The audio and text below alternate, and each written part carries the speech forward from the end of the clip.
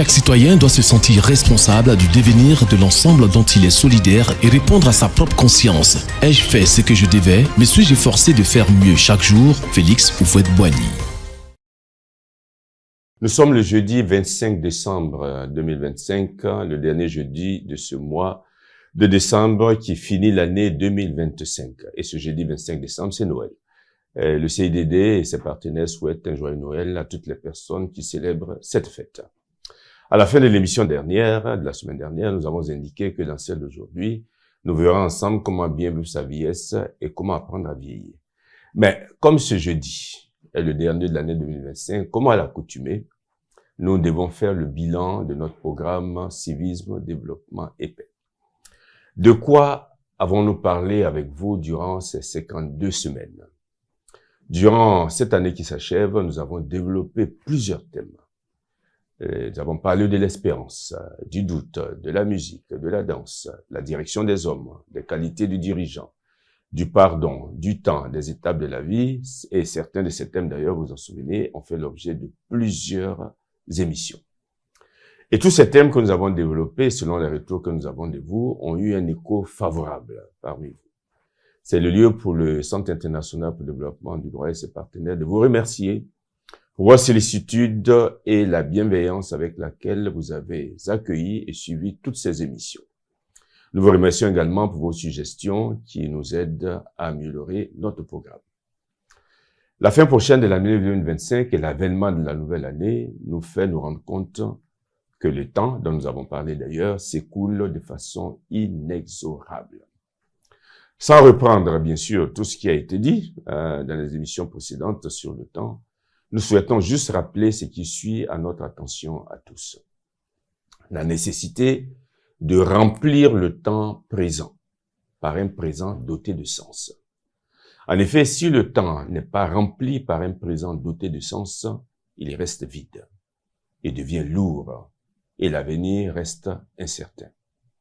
Par contre, lorsque le temps prend du sens, lorsque l'on considère chaque jour de sa vie comme une occasion unique de s'accomplir en faisant le bien autour de soi et aux autres, alors là, le temps devient précieux et la vie devient palpitante et l'avenir est chargé d'espérance. Et puisque la fin de l'année approche, chacun de nous est appelé à faire le bilan de ce qu'a été sa vie de citoyen durant l'année qui s'achève.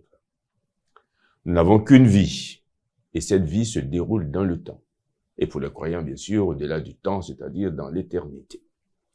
Pour ce qui concerne, pourrait-on dire, la vie terrestre, parce qu'elle est courte, elle ne doit pas être gaspillée, mais pleinement assumée dans une vie citoyenne responsable. La brièveté du temps qui passe et ne revient pas est un appel à donner le maximum d'utilité à notre vie. Les questions essentielles qui nous aideront à faire ce bilan citoyen sont les suivantes. Ai-je été un bon époux ou une bonne épouse? Ai-je été un bon père ou une bonne mère de famille?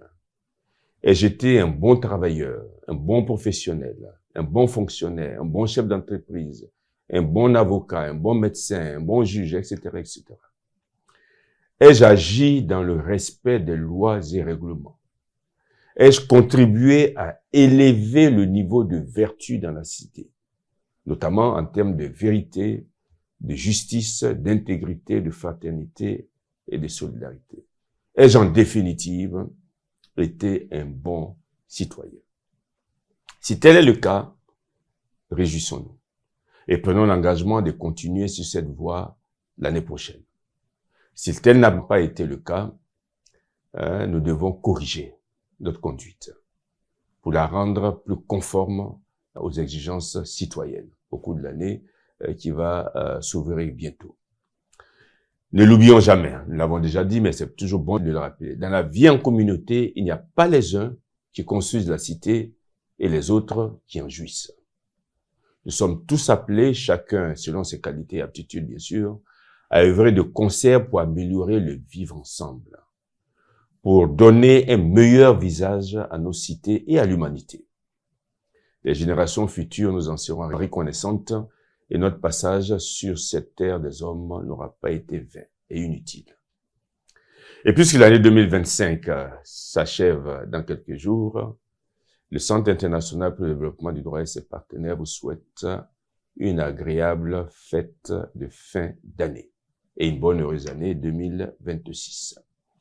Vive la vie citoyenne pour qu'adviennent des citoyens responsables, à même de bâtir une humanité qui sauvegarde deux éléments essentiels, la paix et la dignité humaine.